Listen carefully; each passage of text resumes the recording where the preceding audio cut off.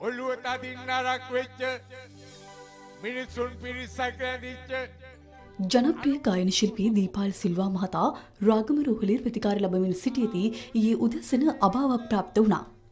මිය යන විට 49 විහි පසු දීපාල් සිල්වා මහතා රසික ජනතාව අතර ප්‍රසිද්ධියට පත්ව සිටියේ පොඩි ළමයා යන අනුවර්ත නාමයෙන්. මේ චූටි බලු පැටියට වෙඩි මේ රටේ මිනිස්සු මල්ලිතනෝ වැනි ගීත හරහා ඔහු රසික හදවත් දිනා ගැනීමට සමත් වුණා. මේ වන විට ඒ මහතාගේ දේහය කිරිබත්ගොඩ මාකුල ප්‍රදේශයේ පිහිටි ඔහුගේ නිවසේ තැන්පත් කර ඇති අතර දේහය පිළිබඳ අවසන් කටයුතු අද පස්වරුවේ කිරිබත්ගොඩ පිලපිටිය ආදාහනාගාරයේදී සිදු කිරීමට නියමිතව තිබෙනවා. ඒ මහතාට අවසන් ගෞරව දැක්වීම සඳහා මේ වන විට කලාකරුවන් දේශපාලඥයින් ඇතුළු බොහෝ පිරිසක් පැමිණෙමින් සිටිනවා.